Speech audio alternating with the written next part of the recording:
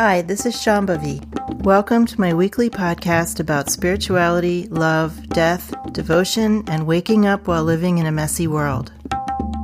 The Satsang with Shambhavi podcast is recorded live each week with students of our nonprofit community, Jayakula. For more information and to find out about attending a satsang, visit jayakula.org. Thanks for listening. Much love to you, wherever and however you are. Hi, Shambhavi. I was hoping that you could talk about joy.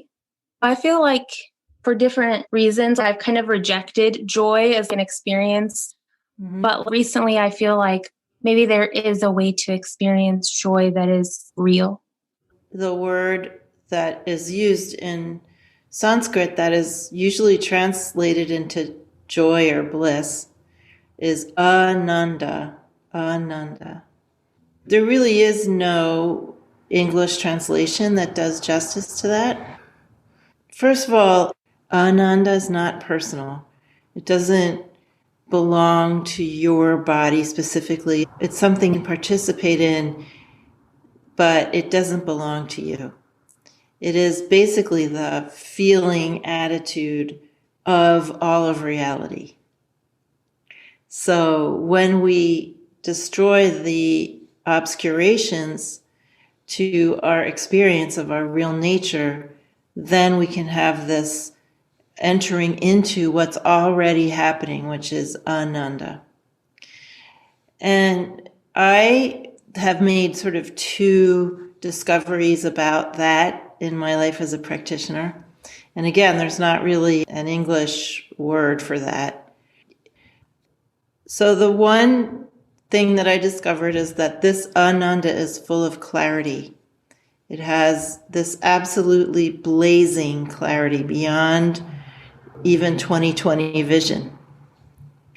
And it means clarity of mind, but it also means clarity of vision in the sense that you see everything with this incredible, indescribable clarity that is even more than if you had the most perfect vision in your physical eyes. This is part of the recalibration that has to happen, which is that as our senses open, not just our vision, what we perceive now has more clarity, or it has more precision, or it has more vitality. It's like if someone had been experiencing and gotten used to deadened senses and deadened vision and deadened vitality. It takes a while to get used to it. So this is part of our journey.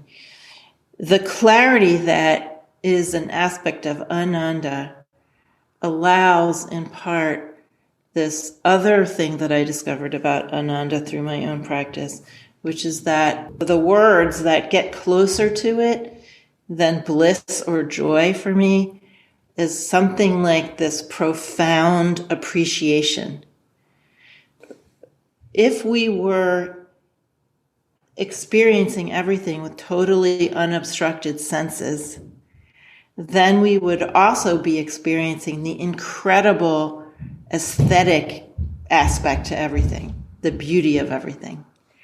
And then, of course, because our senses are more open, that implies by necessity that our contact with and integration with the self is also more profound.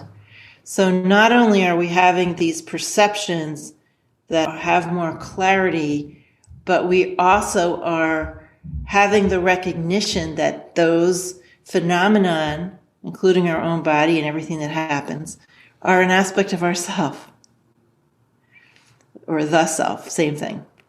So the best analogy or the best sort of everyday experience that points toward this, and I've talked about this many times, is when we make something and we appreciate it. So the self has made all of this, and it's all happening within the body, energy, and mind of the self. And it's the creative production, the self-expression of that supreme self. And the Supreme Self, without any obstruction, is perceiving everything with this incredible blazing clarity and wide open senses, so that the profound beauty of everything becomes very, very apparent. And the corollary experience in our lives is when we make something and we step back and we appreciate it. And there's something about that experience that I've talked about many times.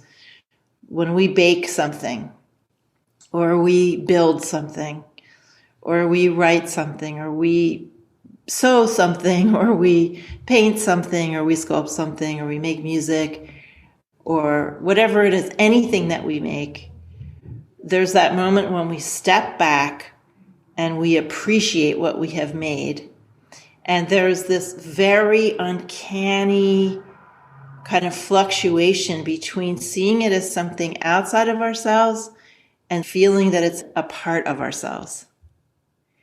And that's the magic of that situation, is that we had some inspiration or something formed that seemed to be forming inside, an idea of something, or an intuition or an inspiration about something. And then we manifest it in a seemingly external way. So it has this very uncanny, magical, weird, inside-outside feeling. This is really related to Ananda, to the bliss, clarity of the Lord, where everything that arises is arising with that uncanny, weird, inside-outside feeling that this is me, and this is also something that appears to be outside of me. Of course, when we're talking about the Supreme Self, there's no confusion about whether it's outside or inside, because there's no outside to the Supreme Self. But there's still the enjoyment of the appearing of an objective outside. And then that objective outside is appearing in this blazing clarity, blazing vitality, beyond anything that anyone could imagine. And I'm saying this because I've actually had this experience, not from a book. I've always had actually vision, clarity that was so intense that sometimes it was overwhelming to me. But I eventually got used to that as I got older and was doing more practice. But then there are other eyes besides these eyes. And of course, you all know about the third eye, which is a different way of experiencing things. But there are also other eyes, closer to God eyes, you could say. And when you go through all of the eyes and you pass through to the final eye, you're seeing with the eye of God, and everything is just happening. There's no difference between inside and outside, and you can see faraway places, and everything is in this incredible clarity and saturation with life and color and line and form. So I've never been able to sustain that, but that has happened at times. So that's how I know about it. And of course, we have to get used to that. It's kind of like, whoa.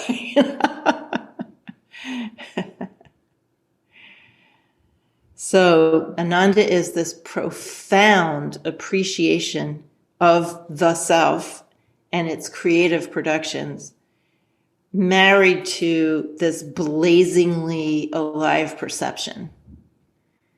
And when that is happening, it's not just that you are seeing this liveliness everywhere or this clarity everywhere. You become that. Right? So there's no such thing as like you being here and it being there and you experiencing this bliss, clarity sort of over there, somewhere. When it happens, you're also experiencing it in your own body and your energy and your mind. And there's no difference between inside and outside in that way, so that it's like your whole body is made with this bristling, alive, colorful, crystalline kind of experience. It's hard to describe. But it is somehow, I guess, related. The more sort of personal experience of that in one's own body is somehow very, very, very distantly related to some ordinary experience of pleasure, right? It is very pleasurable, but it's also so alive. You have to do a lot of practice to be able to hold that experience and not feel like it's too much. It's kind of like when Arjuna in the Bhagavad Gita asks Lord Krishna, can I see your real form? Lord Krishna has been appearing to Arjuna as a regular human, his charioteer. And Lord Krishna's like, no, you wouldn't be able to deal with it. No, forget that. But Arjuna keeps begging, and finally Krishna reveals his real self as all worlds. He just becomes all worlds, all circumstances, in this incredible clarity. And then Arjuna's like, no, stop, I can't take it.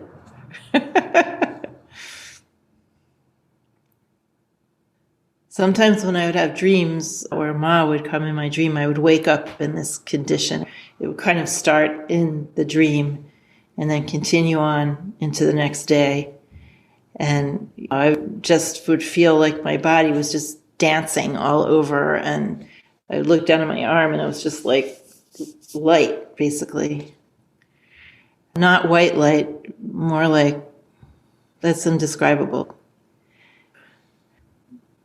So I can't imagine living like that all the time. It would be kind of weird. But this has something to do with Ananda and this profound appreciation for everything that has been made by the self. So think about that, the pleasure, the joy, the uncanny, magical feeling when you make something and then you step back and look at it or reread it or listen to it or feel it or eat it. That's the closest that you can come in ordinary life. If you investigate that experience, you'll enter into something more like the state of Lord Shiva.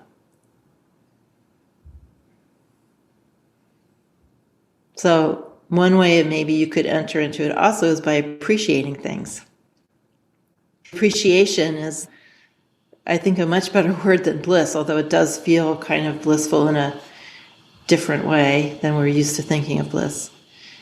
Some of the practices that are in the Vijnana Bhairava Tantra are about appreciation and developing more attunement to moments that can be appreciated.